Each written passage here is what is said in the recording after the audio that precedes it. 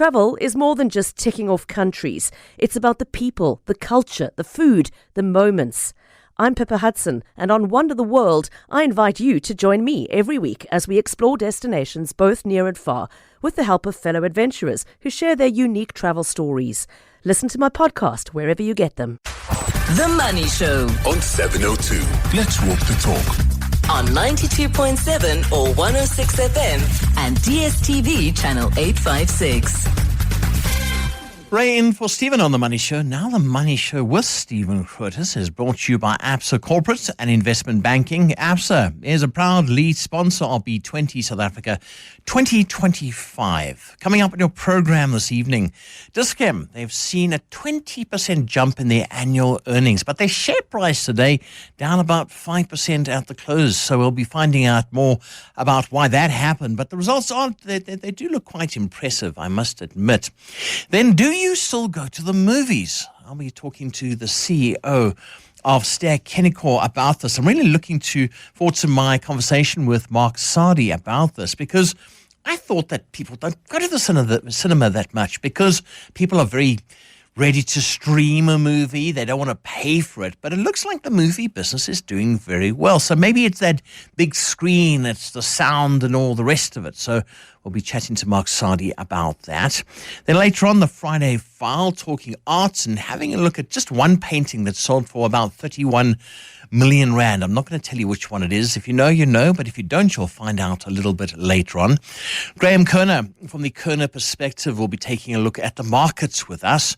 And then later on, it's the Friday Biz Blitz. I'm looking forward to that one. I have a couple of questions to ask you about that. And perhaps if you are the last person standing, then you are the champion of the Biz Blitz for this week. So lots to talk about. Perhaps you want to send a WhatsApp. You can do that on 072 702 1702. Because this journey is better taken together. Let's walk the talk. 702.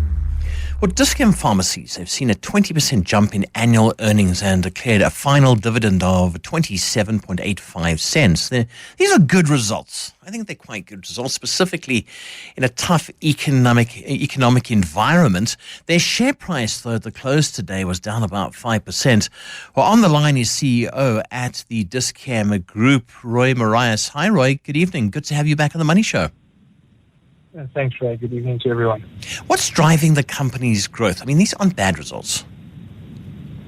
No, I think relatively pleasing results. So I think from an earnings perspective, I mean, we've done a lot of work on the cost line, not necessarily in the traditional way, so not by removing headcount from our store, but just by rationalizing the way we think about headcount, specifically in the pharmacy space. So we did an incredible amount of work on cost, and then we had a really good performance in our dispensary business, which, you know, is the heart of what we do. Ultimately, it's the way that one of the ways that we deliver healthcare. So, I mean, for me, those would have been the two highlights. Yeah. I just picked up on something you said, though, looking at employment cost management. This has been an area of concern, something that you have addressed. Yes, it has. I think as a business, I mean, if you think about its entrepreneurial grounding, I mean, we decentralized a lot of management, and as you scale, you know, those decisions need to be taken centrally. So when we deployed what we called Staffing Framework 1.0, it was just really a rationalization and a consistency of resource deployment across all of our stores, taking store characteristics into account. And really it resulted in us redistributing or using some of the resources that were overinvested in certain space in the way that we thought about new space. So I mean, it was a good outcome, and we turned it quite quickly. So very comfortable that cost is under control. You're also looking at other sort of green shoots as well, looking at Dis-Chem Life. This is a very interesting area that you've gone into. So it is. I mean, we obviously launched our medical insurance product a while ago, and we've seen incredible traction in the product. It's a different market. It was a market that we were educating and selling into, you know, when we launched. But what we actually were chasing was this concept of bidirectional integrated metrics, which essentially is how you use your existing retail assets, so the pharmacy, the clinic, the front shop, retail stores that we have, and how we use those assets to drive return generation into the financial services space and vice versa. We've always thought of ourselves as an integrated healthcare provider, and to truly be able to do that, you need to control healthcare funding through medical insurance. Life is a version of healthcare funding, and you need to control the supply side in terms of how you deliver. So our life product that we've launched, which is very new and gaining an incredible amount of traction, is our new venture into healthcare funding, but very much looked at through a healthcare lens. So, for example, we charge standard rates for chronic customers because we understand the risk associated with chronic customers, because we understand who is adherent to their medication versus who isn't, where the traditional market will just load premium on a chronic customer, for example. So very much looked at through a healthcare lens, and we can really create, and we are starting to really create value in the life space for policyholders. Yeah. Where else are you concentrating? Because this is the big thing about having something like Dis-Chem. You're competing against Clicks and some of the others as well. Which other areas are you looking at diversifying in? Because you need to keep reinventing yourself, keep having the edge against your competitors. Sure. I think the one thing has been the repositioning of the brand. I mean, we don't see ourselves just as a pharmacy retailer. We truly see ourselves as an integrated healthcare provider. And that means we need to design benefits of health-funded products, and we need to supply services into those. So Life would have been an initiative. I think our latest kind of innovative move has been to purposely focus on an innovation hub called X-Bigly Labs. The innovation hub prioritizes everything that is new. So, in a traditional business, what you have is you have a cadence. The business needs to deploy with a cadence. Innovation never gets prioritized because people are measured by other KPIs that are sales or cost growth, etc. Whereas the innovation hub, in an agile way, solves for consumer problems and then drops them into the traditional part of the business.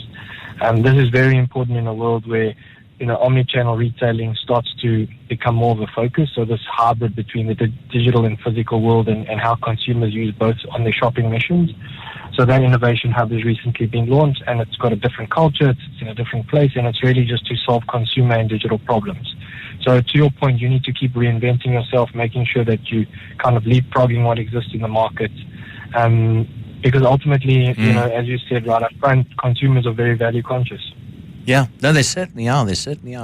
Right, January, I suppose, always a big month because of the availability of medical funds for the new year. Are you working with medical aids? I'm not saying colluding with them, but are you working with medical aids to come up with some sort of scheme or some sort of idea that's better for the consumer?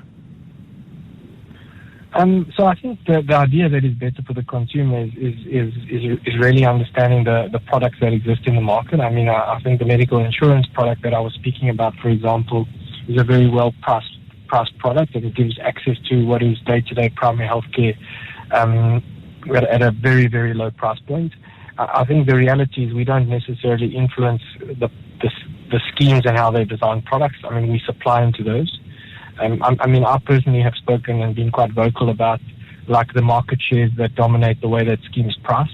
I think there's a responsibility for any healthcare provider, and certainly the way we think about it, to reduce the access of care. The private sector in South Africa has latent capacity, and it can solve for, the strain that exists in the public sector if the appropriate health funding solutions can be put into the market at the appropriate price. And the reality, and there are many complications, but the reality is there needs to be a shift and a push and a real ambition from private sector healthcare funders to enable that. And I think that was our venture into medical insurance, and as I said, it's proven to be very successful. So there needs to be more thinking along those lines. Yeah, well, it certainly is paying off. CEO at Dis-Chem, Roy Morais, thank you so much for coming onto the Money Show tonight. We'll be chatting to Graham Kerner about Dis-Chem's share price that's coming up in about 10 minutes from now. The Money Show on 702. Monday to Friday, 6 to 8 p.m. Well, the Money Show explainer tonight, talking about Ster-Kinekor. And this is the thing, going to the movies is such a great experience. You go there, it's the big screen, it's always going. And then you've also got your IMAX, and you've got the big sound and all the rest of it. But a lot of people these days are streaming their movies because they're thinking to themselves, I'm just going to stay at home. I'm going to stream it. I can make my own popcorn and all the rest. So where does this leave Ster-Kinekor? On the line, our guest is Mark Sardi, who's the CEO of Ster-Kinekor. Hi, Mark. Good to have you on the Money Show. Evening, Ray. Thank you. Right, what's the state of the cinema industry? Because I remember COVID-19 and things were not looking good whatsoever for Ster-Kinekor, but is that the case? Well, look, COVID was dreadful, right? Because cinema is in a confined space, and it's probably the worst real estate to have when you're in the middle of a pandemic. But post-pandemic, things have moved on materially, and your point is right. Streaming has had its place, but there is nothing quite like the fully immersive communal experience you get going to see a movie. It's that dark room, it's this meeting of sweaty palms, the shared popcorn disaster, booming sound. There's no doom scrolling. The shared laughter. There's a whole lot that makes it a far more immersive experience than sitting at home. Yeah. Okay, no, fair enough. If I can just ask you to move around a little bit. Our immersive experience isn't so good at the moment with the cell phone, so if you can just take a jump to the left. So what are your numbers like now? Because are you finding that is it movie specific, or are you getting some loyal people coming back to watch? Yeah, so it's a bit of both. So to give you the numbers, from November through to April, so you take that 6-month period, admissions are up 20% year on year, and that's material. And that's driven by a couple of things. One, Hollywood's got its act together, so the quality of the slate is infinitely better than it was this time last year. We had the biggest opening out of season weekend last weekend with Mission dropping, and Lilo and Stitch, another really kids movie. So I think when the quality's there, the people come. And the other thing to note is that IMAX is now they're going to release twice the number of movies this year than they've done in any year in the past. And just to give you an idea of how IMAX over-indexes, if I've got, let's say, 10% of my screens in IMAX, they will do 50% of the admissions when an IMAX movie drops. So, How to Train Your Dragons in IMAX, F1's in IMAX, Fantastic Four's in IMAX, and there are 16 IMAX movies dropping this year versus 8 last year. So you can see the move in Hollywood to back premium formats, but with good content as well. You can't, we've got a very sophisticated consumer out there who wants to see good movies in an environment that is compelling. It must be difficult for you, though, because you're right, Mission Impossible, that's out now, and as you said, Lilo and Stitch. But what happens if these movies don't come out? Very often I find myself wandering to the movies. I think, if something's good, I'll go and see a movie, and there's nothing on. This must be very frustrating for you because you're quite dependent on this, aren't you? No, exactly. And we're very dependent on what comes out of the US. So you have these windows in November, December, January, typically very strong because it's a holiday period. June, July, August, because it correlates with the US summer, it's also very strong.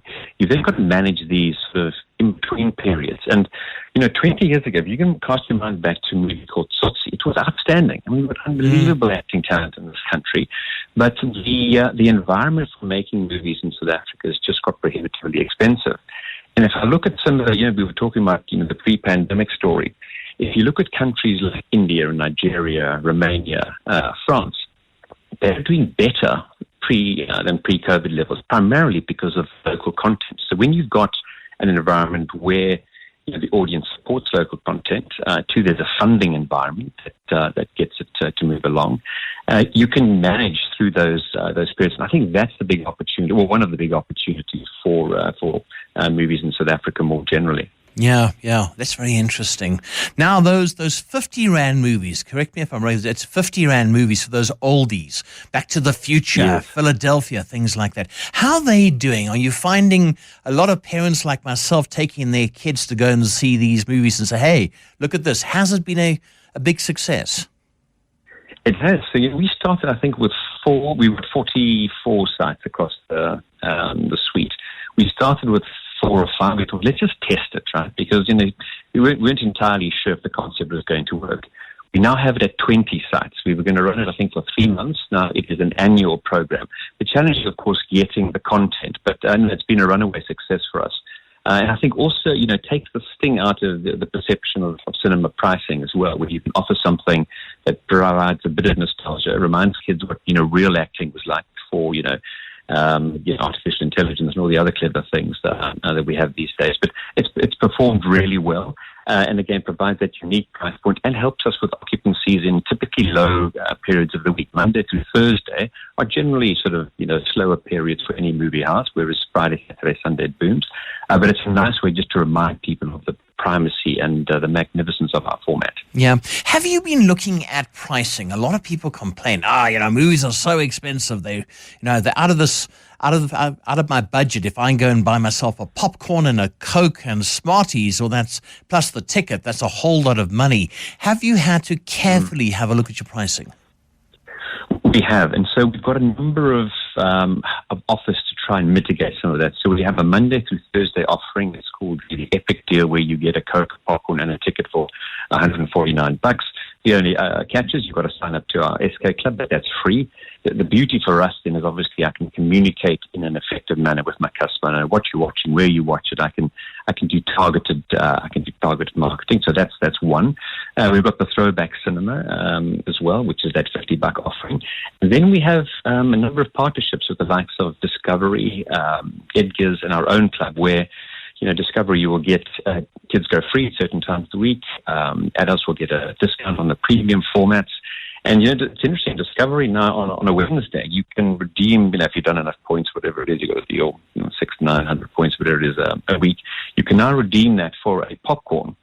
Because I think there is, and I'll never say this, and I can't quote that on their behalf, but there is a mental health benefit to go and watch a movie. You feel, transported to somewhere else. There's definitely something if they're encouraging you to redeem it for popcorn. Yeah. But yes, look, you're right around the pricing architecture. The other thing that people sometimes complain about is the food and beverage. So what we're also looking to do is supplement with other. We're not food and beverage specialists, right? We are movie specialists. And if there are food offerings that are compelling in the malls that we operate, we're looking to collaborate with providers of those offerings to bring them to our customers. So you can get an X, Y, Z or whatever. I can't go into too much detail because we're close to discussions. Supplementing the food and beverage piece, I think, with stuff that's quite unique will also be important in setting out our experience. Yeah, there we go. You see, you have to change your business. That's the thing. Keep looking at new things. We said the same thing with Discare. Mark Sardi, thank you so much, CEO of Ster-Kinekor. Great to chat to you on The Money Show. The Money Show. The Markets. Graham Kerner, who's not at the movies tonight, he's talking to us on the Kerner Perspective. Graham, good afternoon or good evening to you. What have you been watching? If it wasn't movies, what have you been watching at the markets?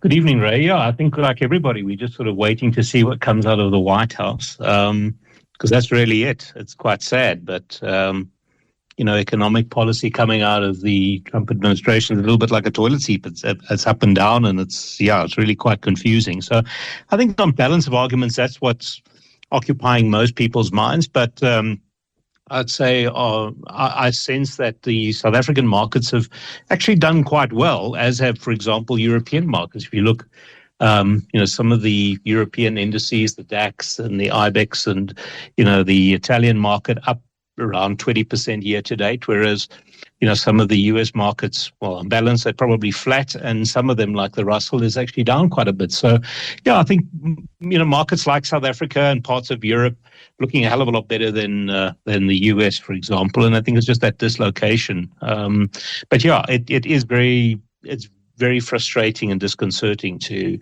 live in such uncertain policy times. Yeah, I mean, even the bromance is over now. Elon Musk saying, I don't want to be part of your government.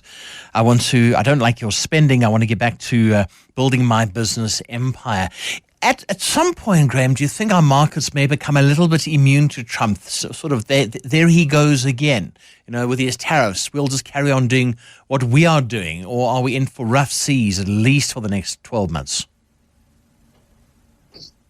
Yeah, so I think the thing is that there will be special dispensations. So if you look, South Africa, for example, exports a lot of PGMs to America. And, if you think about Trump's assessment is that if you run a trade surplus with America, then you're taking advantage of them. The reality is, we have platinum group metal reserves. We produce, if you look at platinum, by far the bulk of the world's platinum, recycling. So,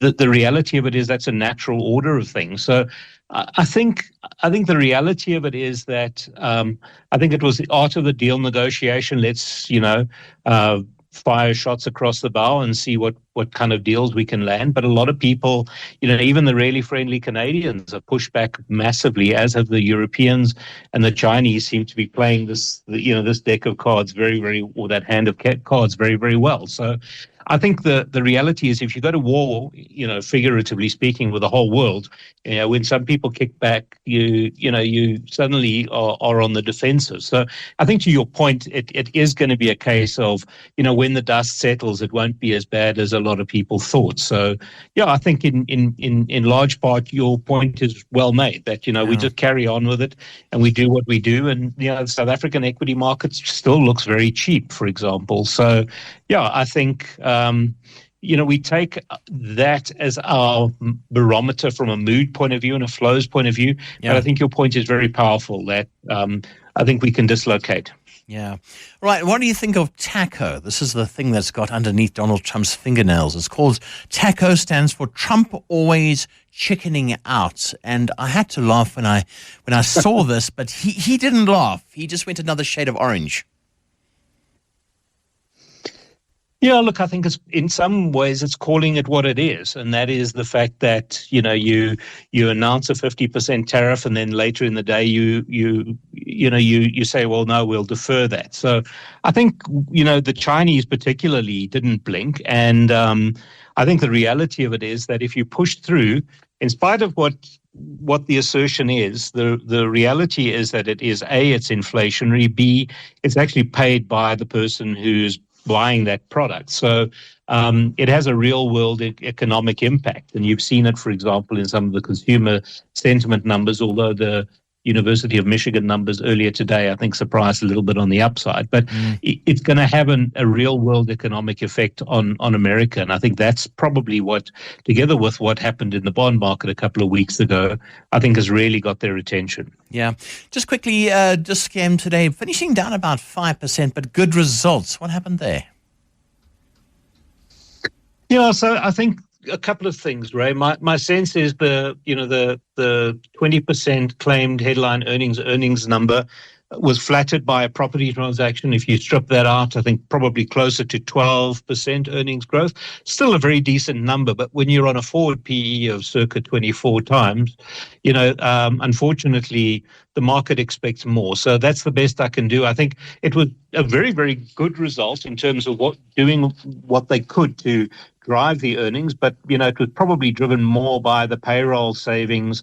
If you looked at retail sales or group revenue, it was uninspiring, if you have to be honest, particularly if you look at same-store sales in retail. So I think the reality of it is gravity took over today, and the valuation is excessive for the type of earnings growth that they're delivering if you strip the one source out.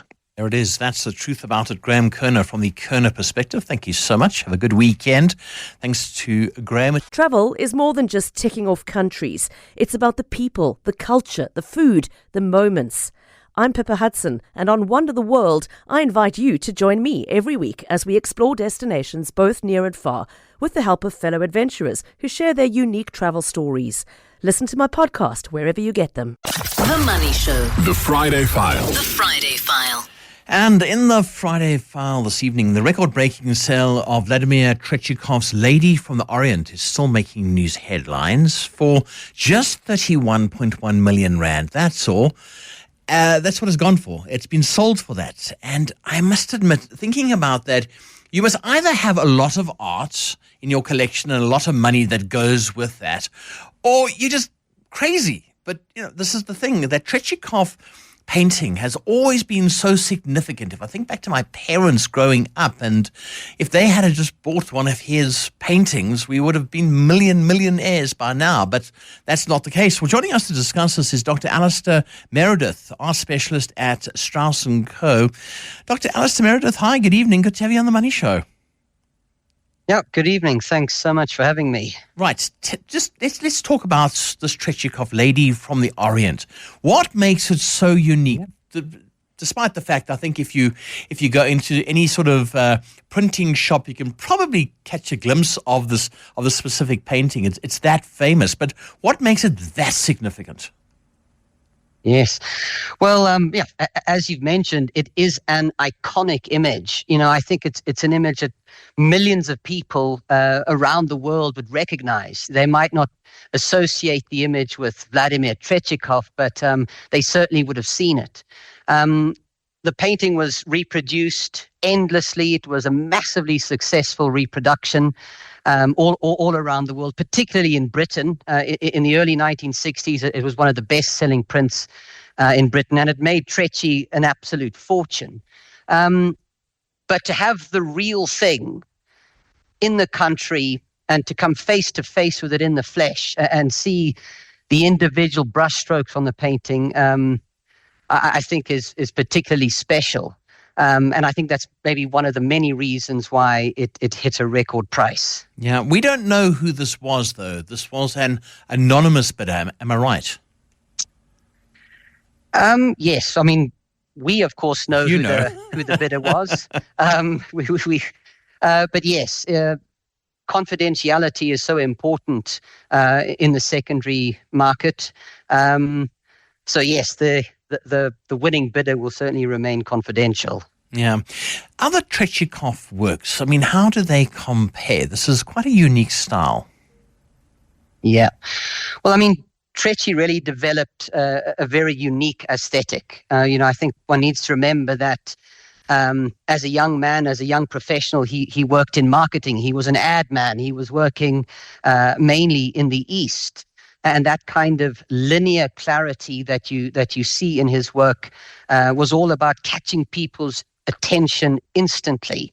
And that carried on into his later career.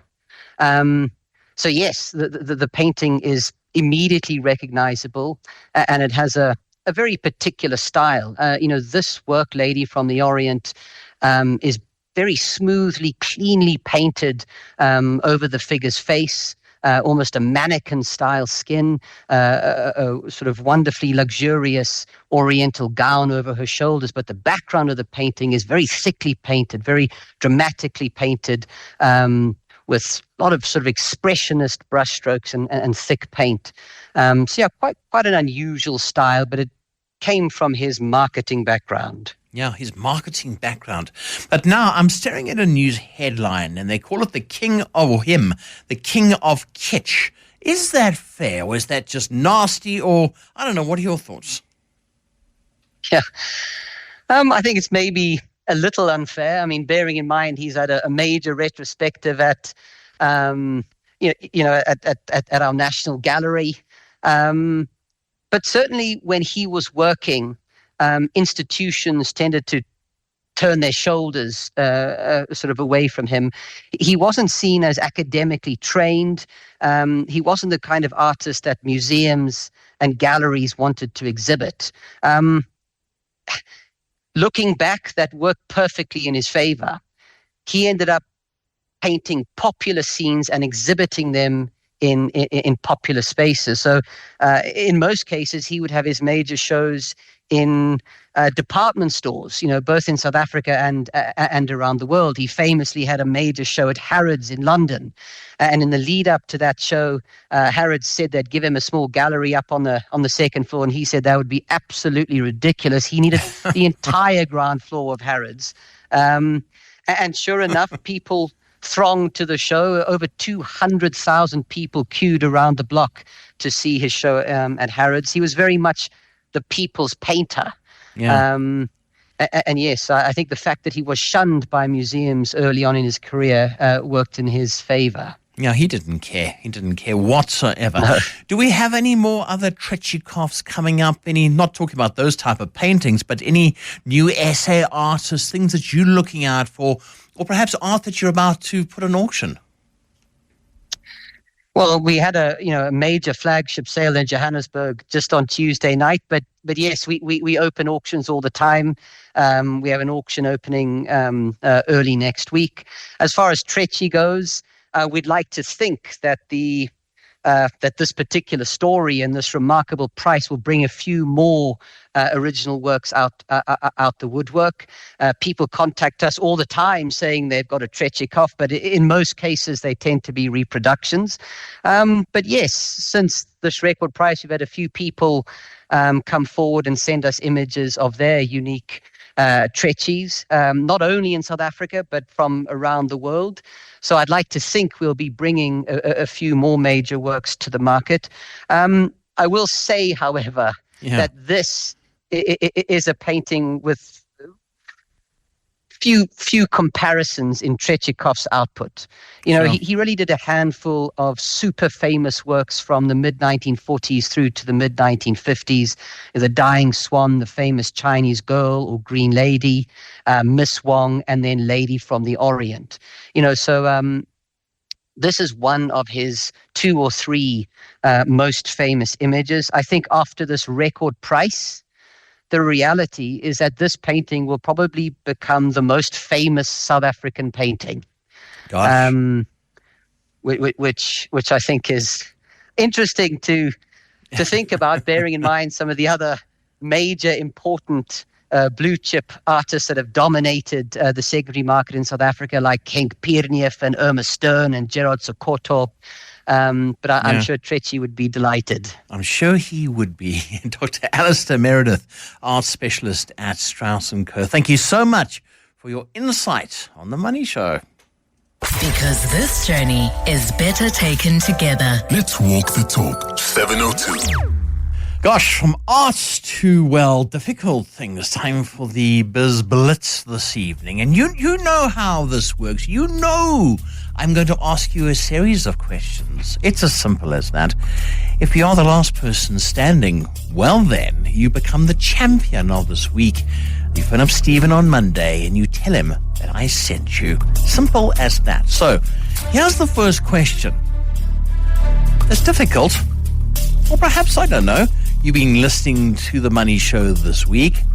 What is the term commonly used to describe the rate that central banks charge banks for short-term loans? I'll read it for you again. What is the term commonly used to describe the rate that central banks charge banks for short-term loans? 011-883-0702, 021-446-0567. I want to hear from you now. I think I may have stumped you already.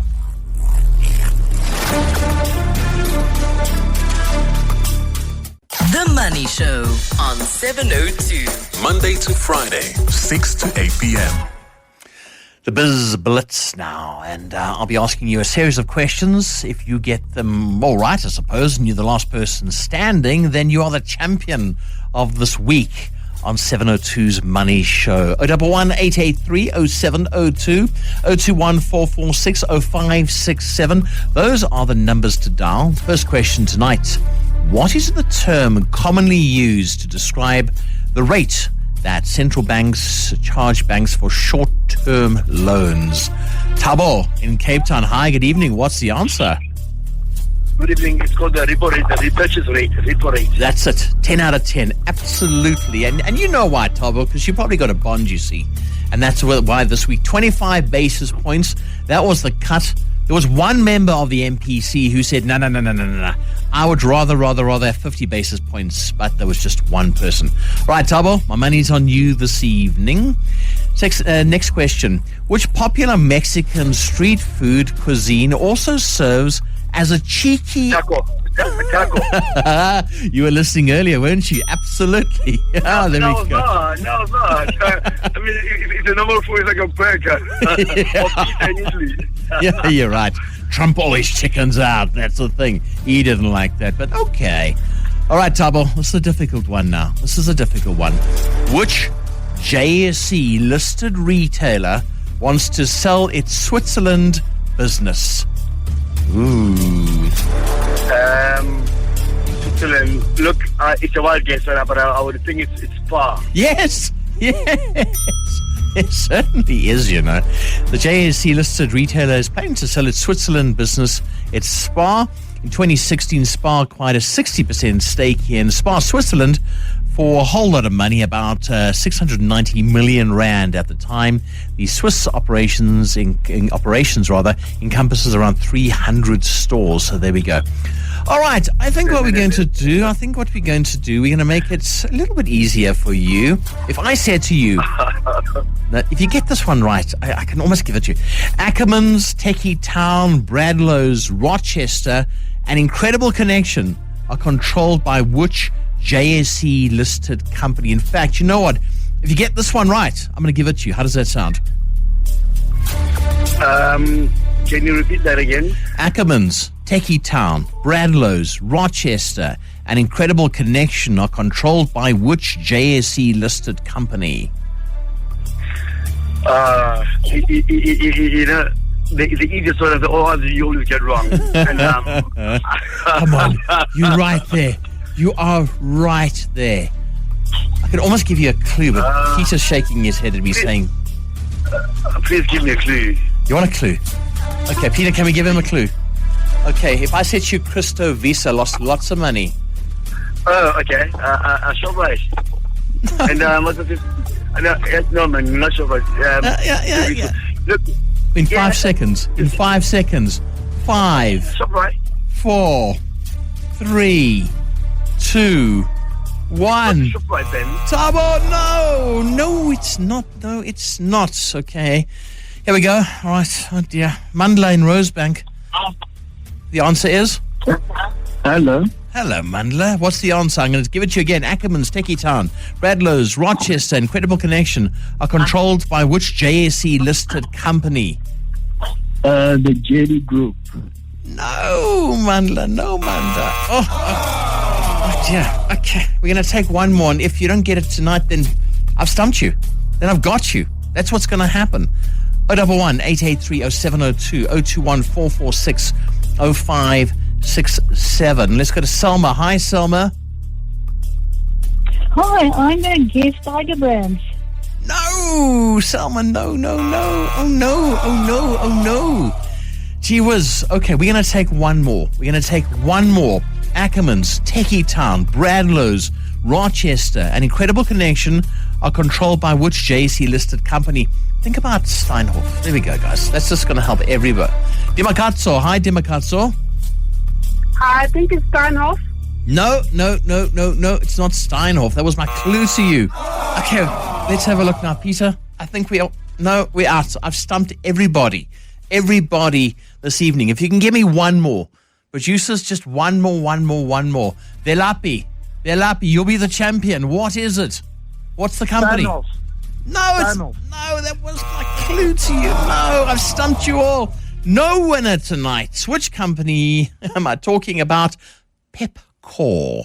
This week, Pepkor reported a 12.8% revenue increase to 48.8 billion rand. There we go. I've stumped you. Up next, the best bits of The Money Show. The Money Show with Stephen Grootes is brought to you by Absa Corporate and Investment Banking. Absa is a proud lead sponsor of B20 South Africa 2025. 702. You're listening to the best of The Money Show. The Money Show. Welcome to the best bits of The Money Show, a digest of some of the most important insights, thoughts, comments. Unfortunately, not as many jokes as we would like from this week's edition and editions of The Money Show. If you'd like to hear more, please go to our website or your podcast app and search for The Money Show. Might be worth sending it on as well to someone who you know who you think could benefit or maybe really does need to hear what was said. To start, some of the news stories that we thought were very important this week.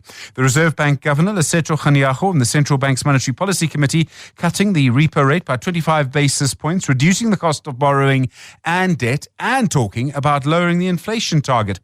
It does look like we're going to have more conflict, contestation, pick a word, between the minerals industry, the mining industry, and the government. The Minerals Council warning the Minister, Gwede Mantashe, over a potential clash over delays in mining rights, regulatory uncertainty, and the mining cadastre system, but new proposals do seem to be a little bit confusing. And the bromance, call it what you will, between Donald Trump and Elon Musk appears to be breaking apart. Musk is beginning to criticize some of the Trump administration's decisions.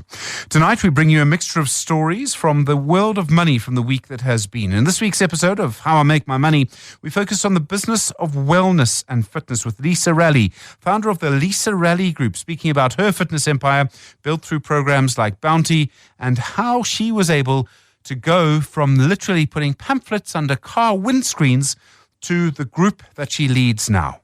Auditions were out. I submitted my CV. I had to do a one-on-one with them. I had to motivate an obese client that I had never met before. I had to speak on camera. I'd never done that before. And I must be honest, I was lucky.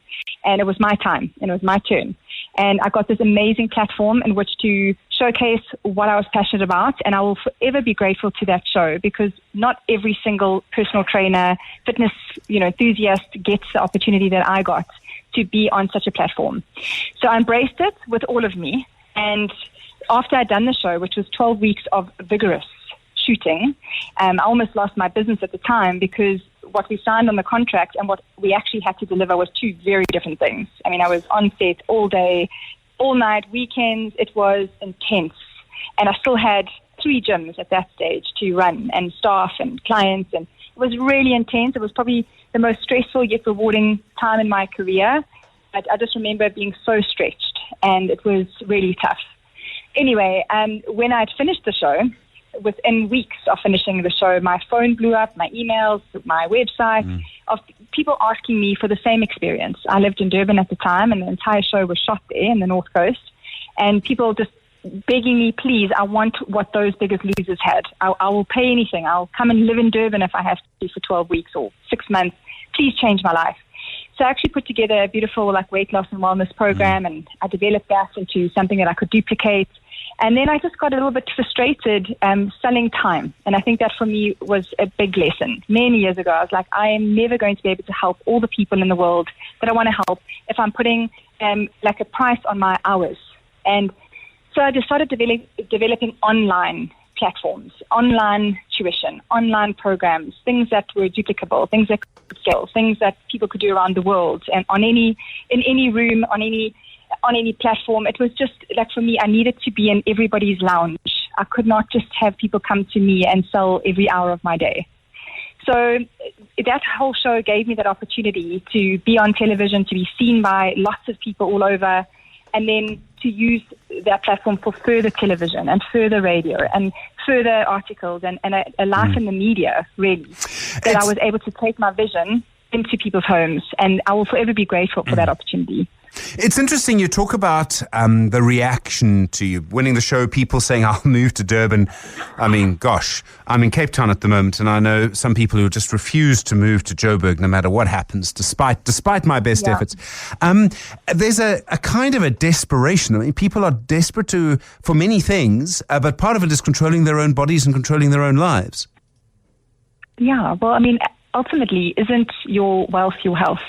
I mean, when you don't have your health, then you have one really big problem, right? It's like you can't do anything or enjoy your life or work properly, have relationships, experience, travel, do anything if you don't have your health. That's all you worry about every single day. So people are desperate because they're not necessarily living their best quality of life. They want to learn how to be better. They don't want to be bedridden. They don't want to be relying on medical savings and going to the doctor every 5 seconds. I see a lot of really unwell people every single day.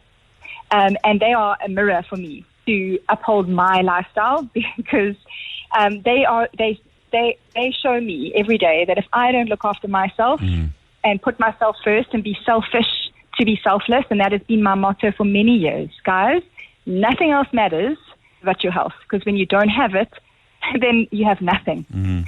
So I try as best I can to tell people that when you put yourself first in the morning and you make yourself a lunch, or you give yourself 15 minutes for breakfast, or you spend time exercising and you tell your whole family, listen, this is my 30 minutes. When you claim it and you prioritize it, you should be feeling like this is the most selfless thing you're doing, because it's actually enabling you to live your best life, to be productive, to thrive in business, to be a good partner, to be an energetic mother or father. It should be, everybody should respect you for it. And what I am finding, compared to 15 years ago 20 years ago when I first started my career, if you were in the health and fitness industry, it was kind of like you were vain. You're a musclehead, or there were all these labels, like you're a freak, and you must be so into yourself, and you put your fitness and your health above everything else. But now the narrative is definitely changing. I've seen it change, especially in the last 5 years. Sure. People that are saying, sorry, I can only start my meeting at 8 because I have a trainer, or I go to a class, or whatever it is. Like you look at those people like, bravo. Yeah. You're actually putting your health first, and it's becoming this thing to be respected. So that's been amazing to see. Yeah, no, I mean, it's been a real transformation. I've got some more questions about that in a moment. I do want to just go back a little bit, maybe just to before the television show. You said you had 3 gyms then. How did you open the first one? Where did the money come from? And I ask because there is a lot of competition. There's sort of some 1 or 2 that dominate. You have to take them on. You have to provide something that they don't, and they come with more money than you do. Yeah. Well, let's just go way back, because I was 19 years old when I started it. So I'm 42 now. Oh, my goodness. So 23 years ago, having a personal gym, having a private gym at home, having clients, it was not nearly as common as it is today. There was no social media at all.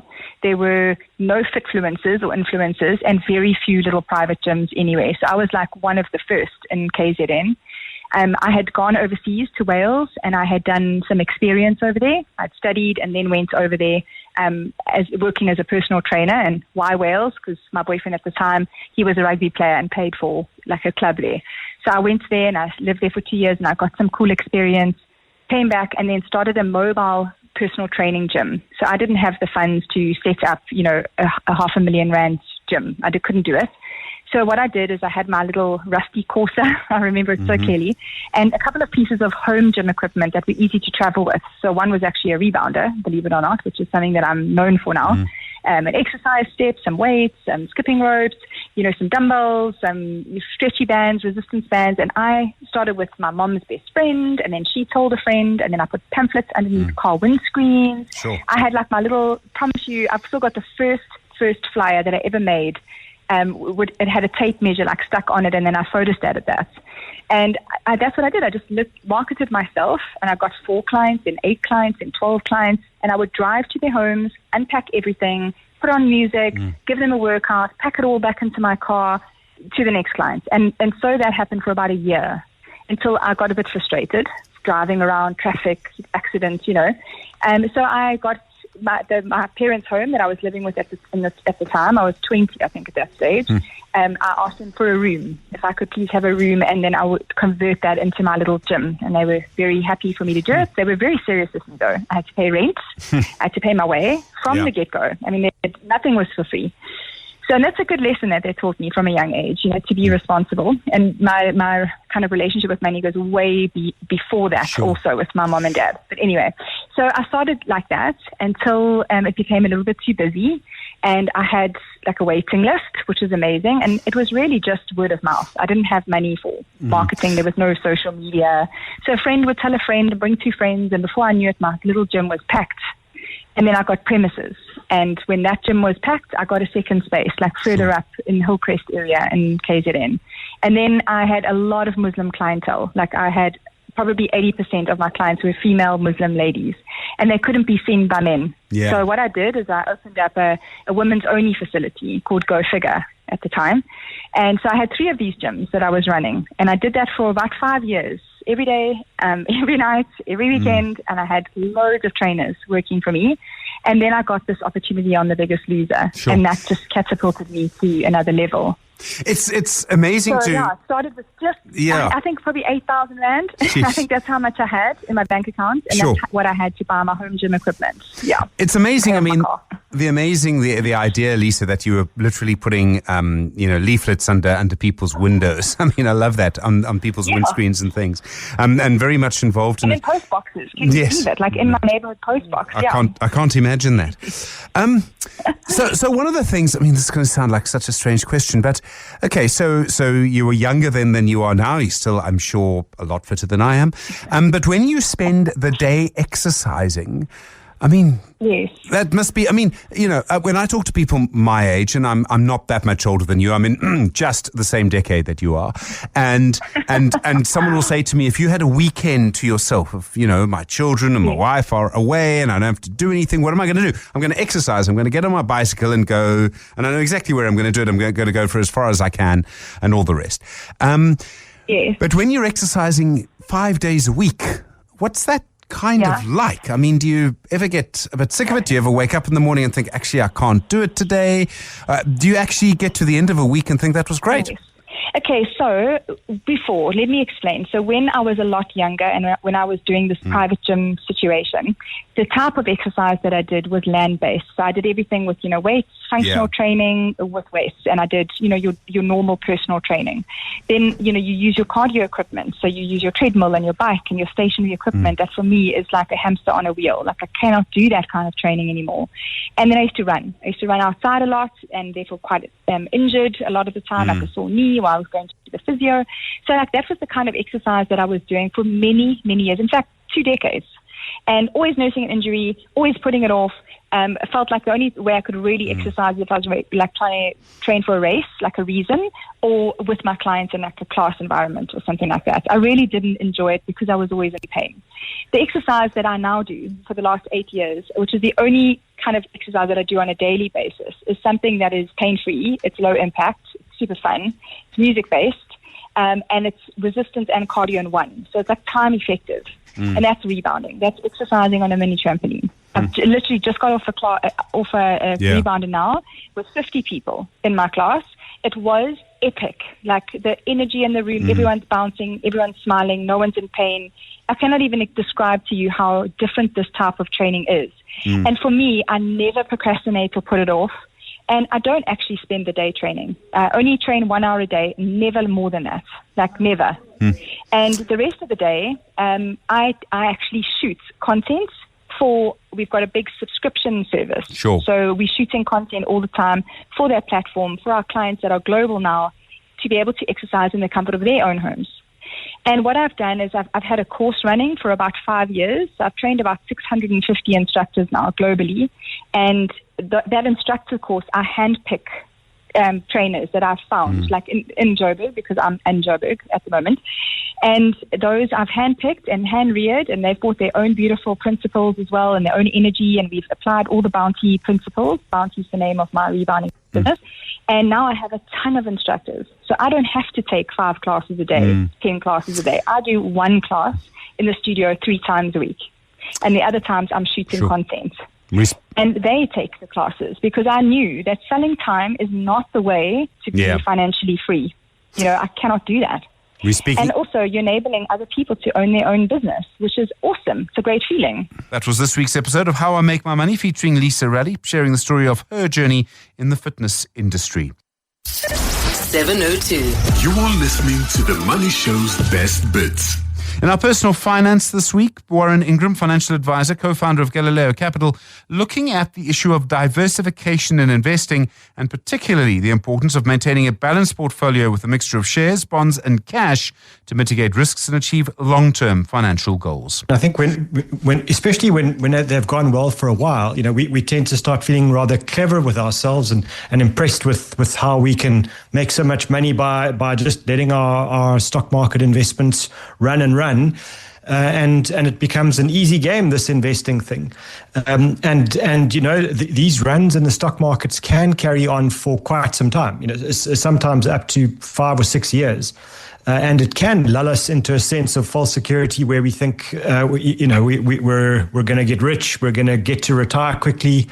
And all of a sudden, one day, the wheel turns and everything stops. And we won't know why that happens. And usually it's not going to be something we can foresee.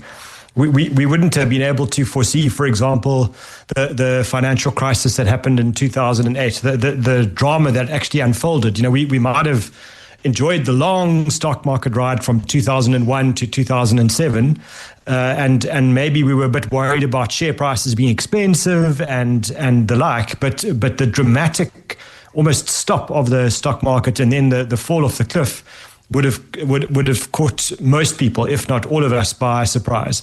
And I think it's important that we know that when we're investing in shares and it's going well, it's very easy to become complacent. And when that happens, people like me saying, hang on, just be careful, spread your investments across different types of assets. We start to sound like a stuck record, and people think you're kind of old school now and fuddy-duddy, etc., and until the market does take a big hiding. And I think we all saw that firstly in COVID, and then a year and a half later when the interest rates went through the roof and stock markets fell out the bottom. So the answer is we've got to be very careful. We need to be in the stock market. It is the best place to get good capital growth over a long period of time. But if we don't spread the risk, and especially adding in government bonds, we get to a situation where we could see dramatic losses in our money. Okay, so when markets crash, all sorts of things happen, and we've seen a little bit of evidence of that quite recently. That obviously does terrible things to your investments. It does. So maybe to give you context, because I think what I've realized is, as human beings, we're not very good at understanding percentages. So let's just say we've done well and we've built up an investment in the stock market of 5 million rand, and we were very happy with life. In a typical market crash, so not an extreme market crash, but a very typical market crash, you would see the stock market lose about a third of its value within the first year of a big crash. So if you've got 5 million invested, that means by the end of 12 months, you're sitting on 3.3 million rand. And for most South Africans, just the loss is more than they'll earn in a very long period of time. So it's not a loss. That size of loss is not something that most people are built to deal with. It's a psychological ability to tolerate risk, and very few people are able to deal with that kind of size drop. So what happens, and it happens almost en masse, is most people who are entirely invested in the stock market, after a big drop like that, won't stay invested. They won't ride out the storm. They'll actually sell out. And they get to the point where their tolerance for losses and their tolerance for listening to the argument to be patient, etc., gets to breaking point, and they sell. And usually what happens is they transfer the money that was in shares and they put it into cash and hope for some form of interest, just to stop losing money, and maybe that they start to get a little bit of growth on whatever they've got left behind. And unfortunately, it seems we're very good sort of anti-predictors as a market. When investors do this en masse, we tend to make that big switch just before things start to recover. And so the tragedy is that people sell out, and then the market starts to recover. It takes about 2 years for those losses to be erased. And in all that time, the people that sell out are sitting in cash, waiting for things to get better. And the way that they judge that things are getting better is because, you and me, for example, will be talking about the stock market starting to recover, and companies are reporting better profits again, et cetera, et cetera. And by the time that filters through to all the investors that have sold out, they've lost out on all of the recovery of the market, and then might be tempted to go in again. And often they go in just before the next big drop. So it is a vicious cycle when you entirely invest all your money in shares and then don't ride out the very bad times. Okay, and obviously it's difficult to know exactly what's going to happen. All right then. So when you mix your shares with bonds, how do you actually do it? What changes? What happens firstly is that the losses get limited severely. So instead of losing, your 5 million going to 3.3 million, if you've got a classic mix of 60% in shares, 40% in bonds, suddenly that drop goes from 5 million to 4 million. And for some reason, psychologically, most of us can tolerate a loss like that. And that's the critical point here is it's about what we can deal with. None of us like losing money, and none of us are going to be very happy when we see our statements. But where is the point where we can actually stay invested and ride out the drop so that we can participate in the recovery again. And it's somewhere around that 20% number for most of us as human beings. And it's not really related to our financial literacy or financial education or even how bright we think we are. It's just the inbuilt psychological tolerance for risk. And for most of us, that's the number. 20% is the drop that we can deal with. So on 5 million, we can tolerate $1 million loss.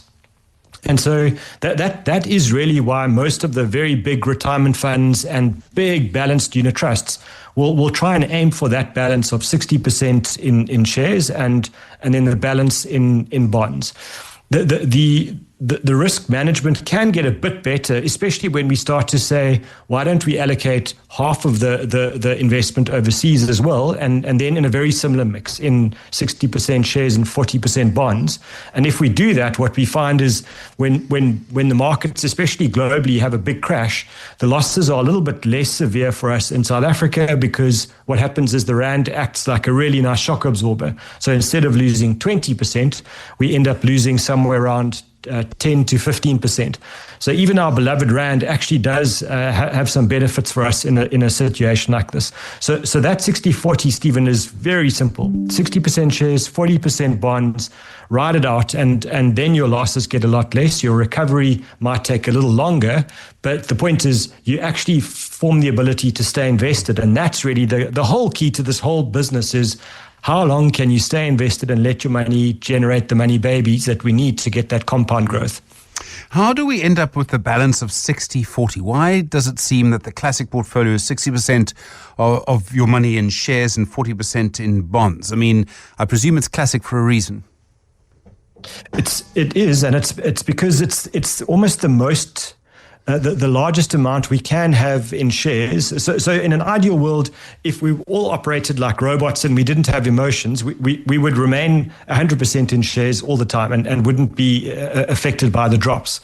But because of the psychology of human beings, the 60% is pretty close to the maximum that most of us can tolerate before we get very uncomfortable during a big market crash. And so, I guess it's an iterative process over time. Fund managers and investors have found that this is the point where we can tolerate the losses and still benefit from the growth. So it's almost, if we were building a car, 60% is the size of the engine. That's the biggest engine we can possibly put in the car before the brakes and the suspension and the shock absorbers and the airbags fall apart, and that's the 40%. So bonds, the thing to understand about bonds, especially globally now, is that bonds tend to move in the opposite direction to shares. So when shares are doing very well, bonds are not going to be such a good performer. And then we'll really be unhappy that we've got a bond exposure at all. But when the world falls apart in the stock market, then you see the price of bonds go up. And a rising price is very good for investors. It's the shock absorber that helps at least to limit the losses, or sometimes it actually makes some money. And that's really what we're seeing now on the international markets is bond prices are generally rising because interest rates are generally falling. So even though the stock markets are responding very badly to Trump every time he opens a social media account, the bonds are giving a lot of stability. Okay, so the bonds give stability. I mean, I keep seeing stories about how bond yields are up, and that surely means that people who are buying bonds are very worried as well. I mean, there's a lot going on at the moment, and shares and bonds are both being affected. They are. And so when you see a bond yield going up, the math gets a little bit complicated here, because that means that actually the price is falling. And that's because investors, maybe just to talk about America for a second, because it's really in America where we're seeing this happen. And what's happening in the States is investors are getting a little bit worried that America might not be able to service all of its debt. And so they're not buying the new bonds that are being issued by the American government. And so the price is falling. And that causes the interest rates to rise. And the American government desperately wants interest rates to be low, because they have to keep paying back all the debt that they've taken on. And so they want the price of bonds to be high and the interest rates to be low. That's not happening right now. And one of the reasons is around the tremendous instability that Trump has brought into the markets.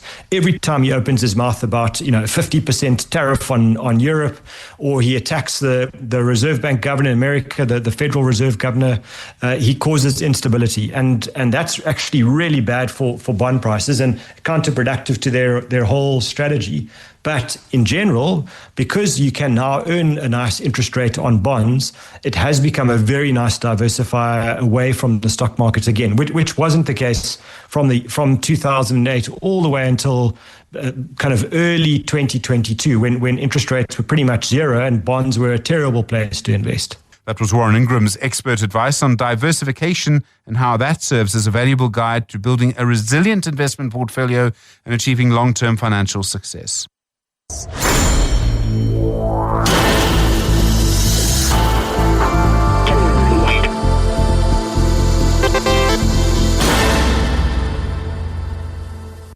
An investment school, Stefan Engelbrecht, portfolio manager for Mazi NextGen at Mazi Asset Management, and Chris Eddy, head of investments at 10X Investment, sharing their expertise in global trade dynamics and its implications for your retirement portfolio, exploring whether offshore investments remain a smart play in today's uncertain landscape. It almost feels a little bit like a Netflix political thriller almost, where every episode ends on a bit of a cliffhanger, from those escalations to the de-escalations to the court rulings yesterday. So you're absolutely right. I mean, I think, though, one needs to take a look back, and even if we take into account some of those court rulings yesterday, I think that now brings the effective tariff rate down from somewhere in the mid sort of 25% down to about 6%. But what was quite interesting about that ruling is, even though it removed a number of the tariffs that were implemented under one piece of legislation, the ruling actually pointed out two other pieces of legislation that the administration can use to implement their tariffs. So I certainly don't think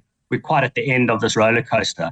But when you take all of that uncertainty that we've seen in markets and you actually look at where the market is, as you rightly say, it looks like the market's kind of ignoring a lot of this uncertainty. I mean, you have the S&P 500, so US equities are positive again after being down close to 20%.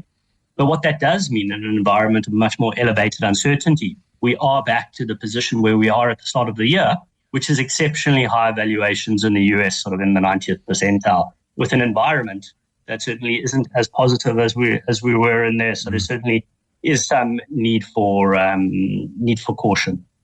Yeah, I mean, the sort of end of US exceptionalism. Stefan Engelbrecht, I mean, is ignorance bliss? I mean, can you really ignore Trump? I mean, he was easy to ignore on The Apprentice, but I don't know if he is now. No, it's definitely not easy to ignore him, Stephen. And thank you very much for inviting me on the show again. But it's not easy, but it's probably the right thing to do. And it's not as though he's not going to impact your portfolio, but you have one of two options. You're either going to second guess and try to predict what he's going to do, which I think is even more difficult than trying to ignore him. Or you can just stick to your process and decide how do you want to invest and just go through it. And I know it's very difficult quite often, especially with all the media talking about it all the time. You just highlighted that as well. But stick to your process, continue. The economies tend to find a way. And if you just keep to your process, that will probably be the best outcome for your portfolio. I mean, Eddie, I mean, a couple of points to all of this. One is, there is a cost, as you say. I mean, there's the certainties out the window, and just that imposes a big economic cost. But I think the other challenge during these times is to try and ignore the noise. And I mean, often in investing, you want to ignore the noise. I mean, so often we're told, ignore the day-to-day, look at the long-term stuff. And Chris, isn't that now actually the most important thing, is to actually, you've got to really focus on that, ignoring the noise?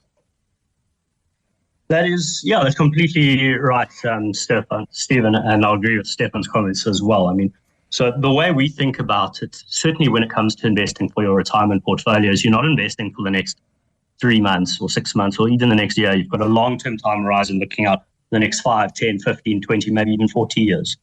And so when you take that type of time horizon, you do have the ability to try to turn down the noise. But what does become very important over those slightly longer term time horizons is this concept of valuation, because valuations aren't that powerful. They're terrible timing tools. They don't help you with understanding where returns are going over the next kind of year, but they are pretty powerful when you look out over the next 5 to 10 years. And you mentioned it earlier around sort of US exceptionalism, which was really the kind of the end all at the back end of last year. And obviously now what's become a lot more popular is this sort of concept of potentially, are we at a sort of a potential turning point at the end of US exceptionalism? But if you do quiet down the noise and you purely look at long-term valuations, you have the US, which is sort of sitting at sort of a 90th percentile valuations, almost pretty much double the rest of the world. And maybe there are, for long-term investors, potentially more fertile grounds outside of the US. And as you bring that back home and think about building a South African retirement portfolio, often questions are, we need to diversify SA-specific risk. And what do investors do? They typically go off and invest in something like the MSCI World or global equities, global bonds, which typically has a very high allocation to the US. And that's worked incredibly well over the last 10 to 15 years. But often what's worked over the last 10 years doesn't necessarily work over the next 10 years. Stefan, I mean, I was reminded today that there's roughly R1 trillion that companies are not spending, that they could invest, but they aren't in South Africa. And for years, people have been, get your money offshore. Is that still such a good idea? And let me just make this point. At least if you're in South Africa and are South African, you understand what you're getting into. I couldn't tell you what on earth we're getting into in the States right now. Yes, that's definitely the argument for investing local. I'm definitely not somebody that says you shouldn't invest in South Africa because of, political reasons, or I am more of you have to diversify your portfolio. It is completely, to be in an economy that is, a 3 or 4% of the global economy, if that much. I think it's much less, sorry. I think that's the weighting in the emerging market index. To have all of your money in such a small economy just doesn't make sense. So you have to diversify and stick to your process, and then even on diversification grounds. So if you want to diversify into global markets, into South Africa, stick to that process. It's very tough and difficult to time these markets to stay. So the American market is now going to outperform for 15 years. Now it's the European market is going to outperform, or China is going to outperform. To my mind, it's to have a very good balanced basket and to continue to contribute for it. If you're a value investor and you find valuation metrics very important, stick to that valuation metric and don't try to flip-flop and become a growth investor and then a value investor and so you continue to flip-flop from one investment style to another. Be consistent in your process, and that will probably be the best outcome for your portfolio. I mean, obviously, Stefan, diversity we know matters, but it used to just be, diversity means taking money out of South Africa and probably putting it in the US. Now, you can't just put it in the EU and you can't just put it in China. You need to really, truly be a geographically diverse.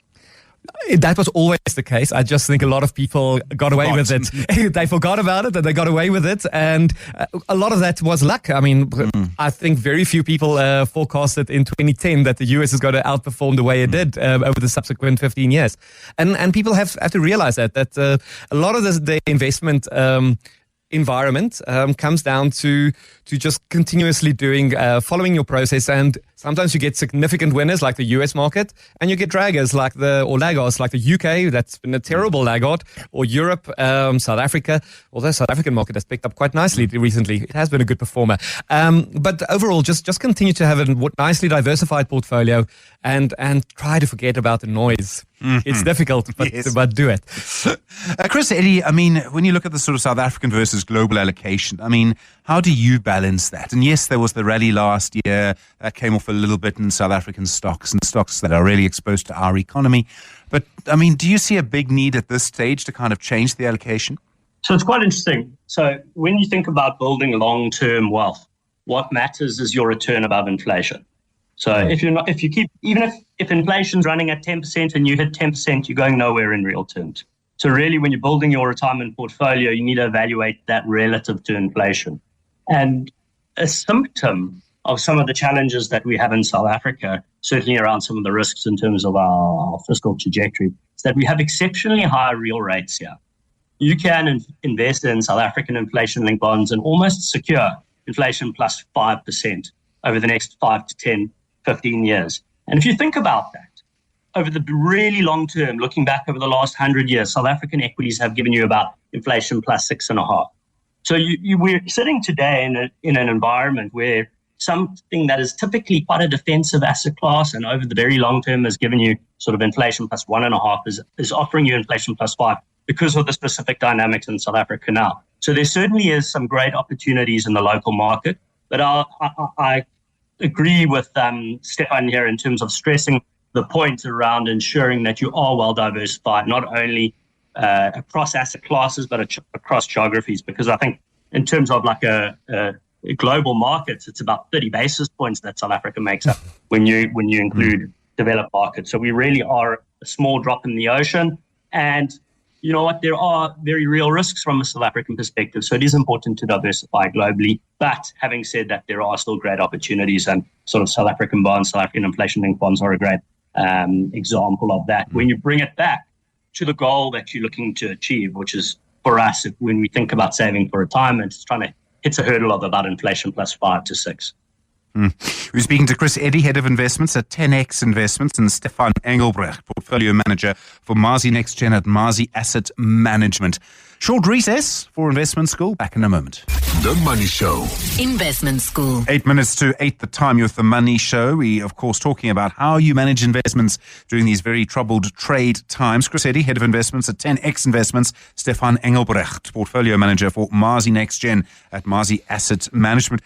Chris, obviously, you know, from time to time, well, actually, quite often in the South African context, whenever we talk about investments, you end up talking about politics very quickly. And Trump's kind of been doing that for the US. And I remember famously one or two European people tut-tutting and suggesting that the US was behaving like an emerging market. Can you imagine?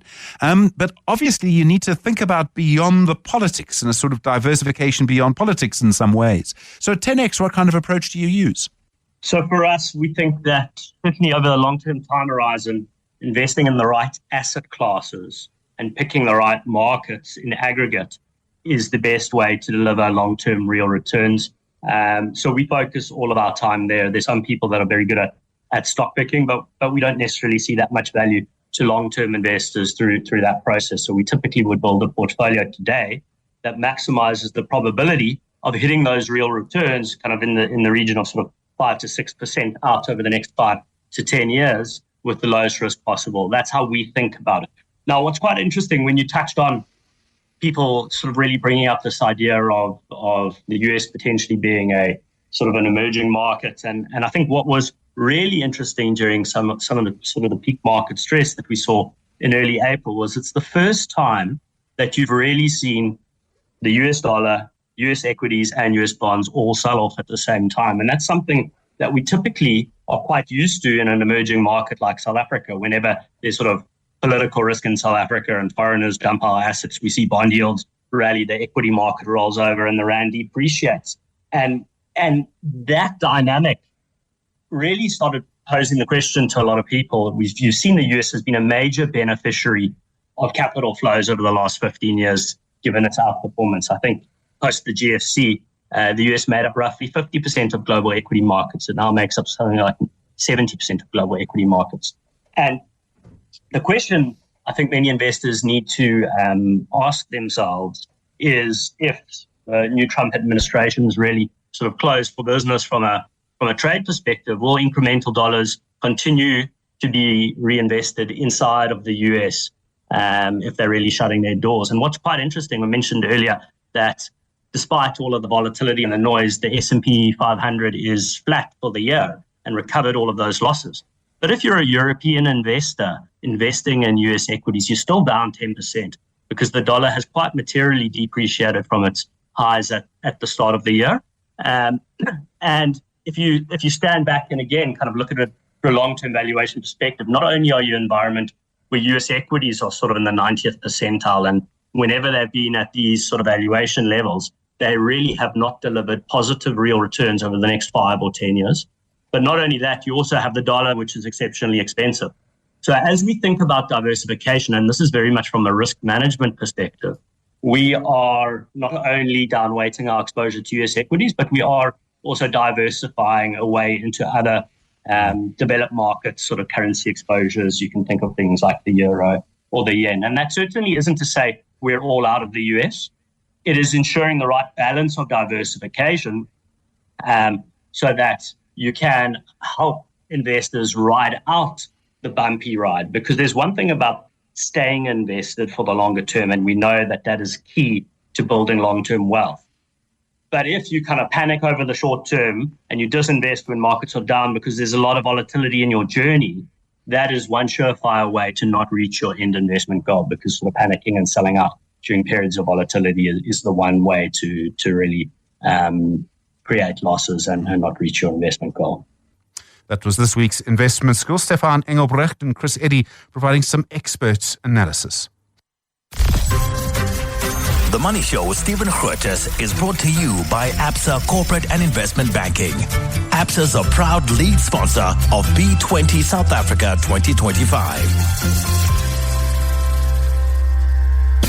702. The best of the Money Show from this week.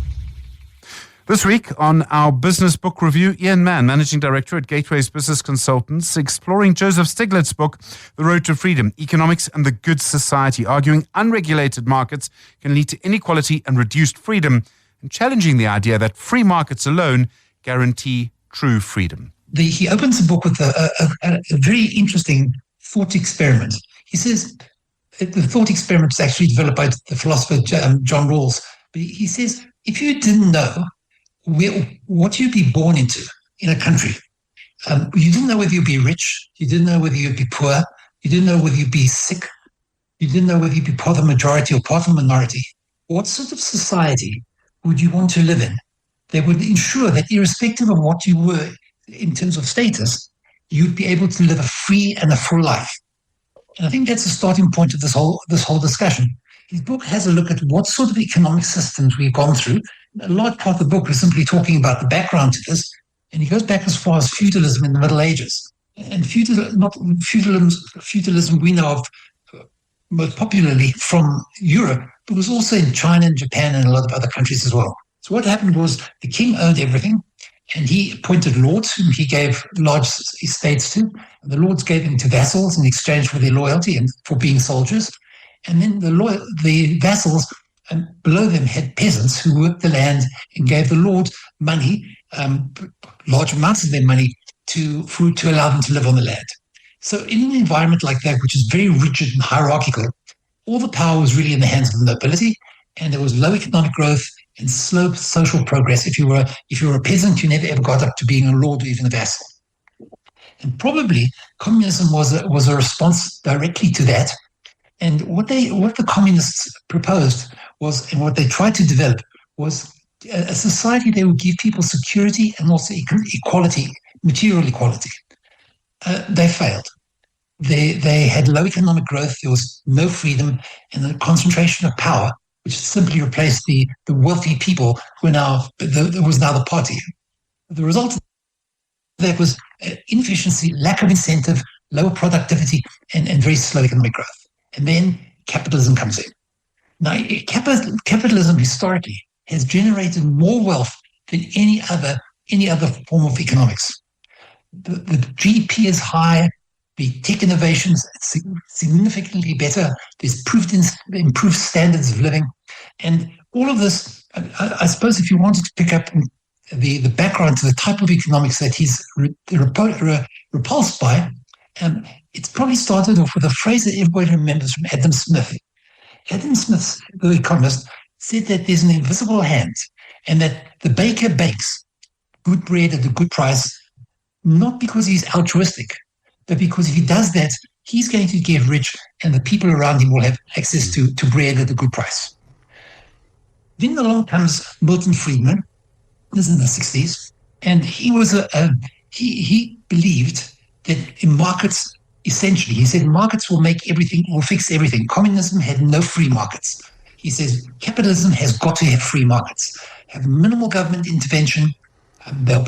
Markets will function best if governments just get out of the way, and we'll make this whole thing work, but only by allowing the market to do what markets do best. And that's to make as much money for as they can, mainly for their shareholders, and that'll lead to better economic outcomes for everyone. So deregulate, keep the taxes as low as you can, and allow people to get as rich as you can. Ronald Reagan passed a comment on that. And this was in the 80s. He said, governments are not the solution to the problem. Yeah, they are the problem. Are the problem. Yeah. And so what he suggested, what he was promoting, and Reaganism is coming back again and again, is limited government and free market policies. Now, that sounds extraordinarily good. Here's the problem. The problem is that it has created extraordinary wealth in the world. Really, and we've never, ever had growth and wealth like this ever before in human history. The richest 1%, however, they have more wealth than the bottom 95% of humanity. So you've got a tiny group of people at the top, extraordinarily rich. And they have the money and they control 43% of global financial assets. Now, in a world that is that split with huge numbers of people, millions of people in poverty or very low levels of economic activity, grinding out every single day to try and make a living. And capitalism doesn't sound like such a great idea. And this is where Stiglitz comes in with his new view of what capitalism should be. Okay, so that's the critique, and it's a critique many people are making, particularly at the moment with the sort of tech bros, etc. So what does he suggest there should be? I mean, he does suggest quite an active role for government, and as I understand it, makes the point that you need government to regulate traffic lights, for example. I think what he does, importantly, is the key is this: we want to regulate. And he believes that we need to have taxes. Now, if you said a country where people are free is a country where they have the vote. But if you're starving, the vote doesn't count terribly much. And if you can't lift your full potential, it doesn't do very much. That was Ian Mann's review of the book by Joseph Stiglitz, The Road to Freedom. You've been listening to the best bits of The Money Show, a digest of some of the most important interviews, thoughts and insights from the week. If you'd like to hear more, please go to our website or your favorite podcast app and search for The Money Show. Thanks for being with us. The Money Show back with you 6 o'clock on Monday. Have a good weekend. The Money Show with Stephen Grootes is brought to you by Absa Corporate and Investment Banking. Absa is a proud lead sponsor of B20 South Africa 2025.